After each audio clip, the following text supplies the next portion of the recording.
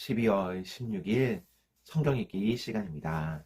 우리 오늘은 히브리서 1장에서 4장, 히브리서 1장에서 4장에 있는 말씀을 읽겠습니다. 1장.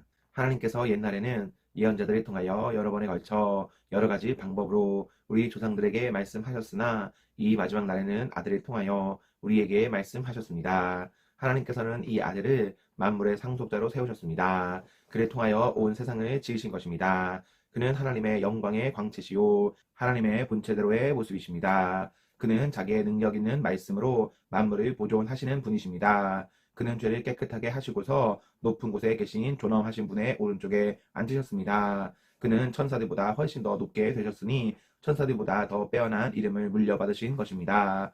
하나님께서 천사들 가운데서 누구에게 너는 내 아들이다, 내가 오늘 너를 낳았다 하고 말씀하신 적이 있습니까? 또 나는 그의 아버지가 되고 그는 내 아들이 될 것이다 하고 말씀하신 적이 있습니까? 그러나 자기의 맏아들을 세상에 보내실 때에는 하나님의 천사들은 모두 그에게 경배하여라 하고 말씀하셨습니다. 또 천사들에 관해서는 성경에 이르기를 하나님께서는 천사들을 바람으로 삼으시고 시중꾼들을 불꽃으로 삼으신다 하였고, 아들에 관해서는 성경에 이르기를 하나님 주님의 보좌는 영원 무궁하며 공의의 막대기는 곧 주님의 왕권입니다. 주님께서는 정의를 사랑하시고 불법을 미워하셨습니다. 그러므로 하나님 곧 주님의 하나님께서는 주님의 즐거움의 기름을 부으셔서 주님을 주님의 동료들 위에 높이 올리셨습니다 하였습니다. 또 이렇게 말씀하셨습니다. 주님께서는 태초에 땅의 기초를 놓으셨습니다.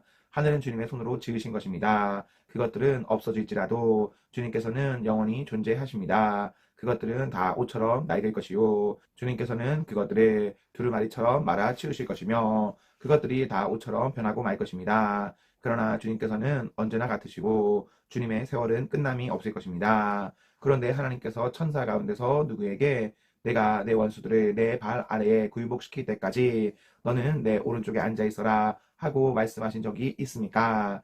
천사들은 모두 구원의 상속자가 될 사람들을 섬기도록 보내심을 받은 영들이 아닙니까? 2장.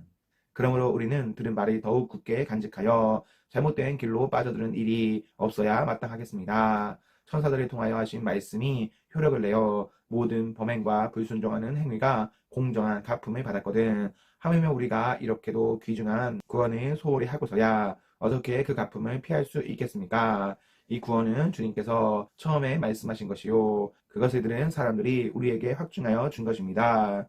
그리고 하나님께서도 표징과 기이한 일과 여러 가지 기적을 보이시고 또 자기의 뜻을 따라 성령의 선물을 나누어 주심으로써 그들과 함께 증언하여 주셨습니다. 하나님께서는 지금 우리가 말하는 장차 올 세상을 천사들의 지배 아래에 두신 것이 아닙니다. 어떤 이가 성경 어딘가에서 이렇게 증언하였습니다. 사람이 무엇이기에 주님께서 그를 기억하여 주시며 인자가 무엇이기에 주님께서 그를 돌보아 주십니까?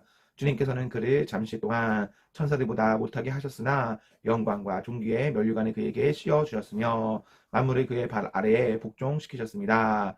하나님께서 만물을 사람에게 복종시킴으로써 그에게 복종하지 않는 것이라고는 아무것도 없게 하신 것입니다. 그러나 지금 우리가 보기로는 아직도 만물이 다 그에게 복종하고 있는 것은 아닙니다. 예수께서 다만 잠시 동안 천사들보다 낮아지셔서 죽음의 고난을 당하심으로써 영광과 존귀의 면류관을 받아쓰신 것을 우리가 봅니다. 그는 하나님의 은혜로 모든 사람을 위하여 죽음을 맛보셔야 했습니다. 하나님께서는 만물을 창조하시고 만물을 보존하시는 분이십니다. 그러므로 하나님께서 많은 자녀를 영광에 이끌어 들이실 때에 그들의 구원의 창시자를 고난으로서 완전하게 하신다는 것은 당연한 일입니다. 거룩하게 하시는 분과 거룩하게 되는 사람들은 모두 한 분이신 하나님께 속합니다. 그러므로 예수님께서는 그들을 형제 자매라고 부르시기를 부끄러워하지 않으셨습니다. 그리하여 그분은 내가 주님의 이름을 내 형제 자매들에게 선포하며 회중 가운데서 주님을 찬미하겠습니다 하고 말씀하시고 또 나는 그를 신뢰하겠습니다 하고 말씀하시고 보십시오 내가 여기에 있습니다. 또 하나님께서 내게 주신 자녀들이 여기에 있습니다 하고 말씀하셨습니다. 이 자녀들은 피와 살을 가진 사람들이기에 그도 역시 피와 살을 가지셨습니다. 그것은 그가 죽음을 겪으시고서 죽음의 세력을 쥐고 있는 자, 곧 악마를 멸하시고 또 일생 동안 죽음의 공포 때문에 종로를 타는 사람들을 해방시키기 위함이었습니다. 사실 주님께서는 천사들이 도와주시는 것이 아니라 아브라함의 자손들이 도와주십니다. 그러므로 그는 모든 점에서 형제 자매들과 같아지셔야만 했습니다. 그것은 그가 하나님 앞에서 자비롭고 성실한 대제사장이 되심으로써 백성의 죄를 대신 갚으시기 위한 것입니다. 그는 몸소 시험을 받아서 고난을 당하셨으므로 시험을 받는 사람들을 도우실 수 있습니다. 3장. 그러므로 하늘의 부르심을 함께 받은 거룩한 형제 자매 여러분, 우리가 고백하는 신앙의 사도요 대제사장이신 예수를 깊이 생각하십시오. 이 예수는 모세가 하나님의 온 집안에 성실했던 것과 같이 자기를 세우신 분께 성실하셨습니다. 집을 지은 사람이 집보다 더 존귀한 것과 같이 예수는 모세보다 더 큰 영광을 누리기에 합당한 분이십니다. 어떠한 집이든지 어떤 사람이 짓습니다. 그러나 모든 것을 지으신 분은 하나님이십니다. 모세는 하나님께서 장차 말씀하시라는 것을 증언하기 위한 일꾼으로서 하나님의 온 집안 사람에게 성실하였습니다. 그러나 그리스도는 아들로서 하나님의 집안 사람을 성실하게 돌보셨습니다. 우리가 그 소망에 대하여 확신과 자부심을 지니고 있으면 우리는 하나님의 집안 사람입니다.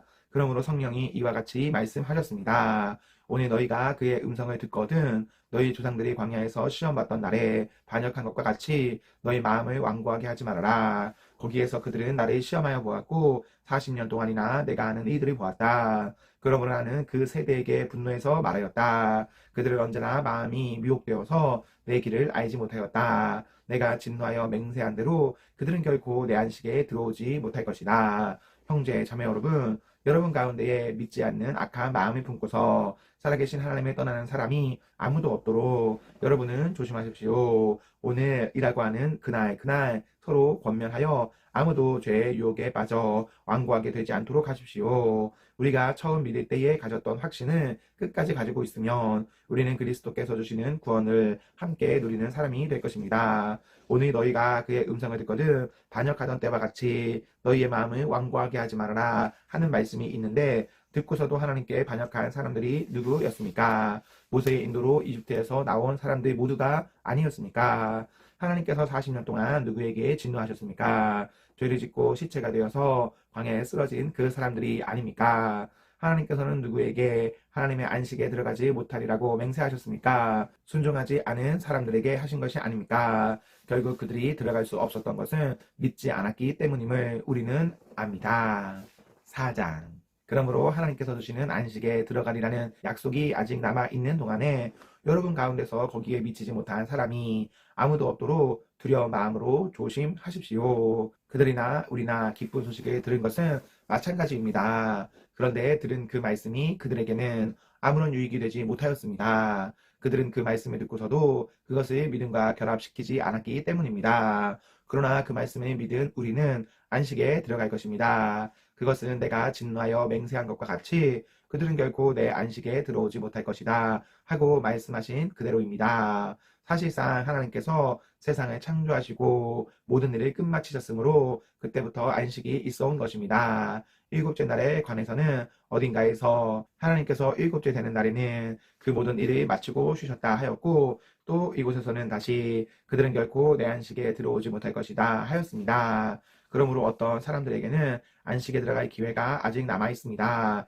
그런데 기쁜 소식을 먼저 들은 사람들이 순종하지 않았으므로 들어갈 수 없었습니다. 그렇지만 하나님께서는 다시 오늘이라는 어떤 날을 정하시고 이미 인용한 말씀대로 오랜 뒤에 다윗을 통하여 오늘 너희가 그의 음성을 듣거든 너희 마음을 완고하게 하지 말아라 하고 말씀하셨습니다. 여호수아가 그들에게 안식을 주었더라면 하나님께서는 그 뒤에 다른 날이 있으리라는 것을 말씀하시지 않았을 것입니다. 그러니 하나님의 백성에게는 안식하는 일이 아직 남아 있습니다. 하나님께서 주실 안식에 들어가는 사람은 하나님이 자기 일을 마치고 쉬신 것과 같이 그 사람도 자기 일을 마치고 쉬는 것입니다. 그러므로 우리는 이 안식에 들어가기를 힘씁시다. 아무도 그와 같은 불순종의 본에 따르다가 떨어져 나가는 일이 없도록 해야 하겠습니다.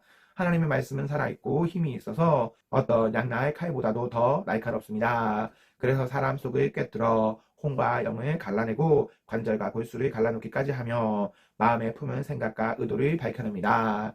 하나님 앞에는 아무 피조물도 숨겨진 것이 없고 모든 것이 그의 눈앞에 벌거숭이로 드러나 있습니다. 우리는 그의 앞에 모든 것을 드러내 놓아야 합니다. 그러나 우리에게는 하늘에 올라가신 위대한 대제사장이신 하나님의 아들 예수가 계십니다. 그러므로 우리의 신앙 고백을 굳게 지킵시다. 우리의 대제사장은 우리의 연약함을 동정하지 못하시는 분이 아닙니다. 그는 모든 점에서 우리와 마찬가지로 시험을 받으셨지만 죄는 없으십니다. 그러므로 우리는 담대하게 은혜의 보좌로 나아갑시다. 그리하여 우리가 자비를 받고 은혜를 입어서 제때에 주시는 도움을 받도록 합시다. 아멘, 아멘. 네, 우리 오늘 말씀을 모두 읽었습니다. 우리 오늘 하루도 하나님과 사랑 앞에서 행복하십시오. 성령 충만하십시오. 안녕.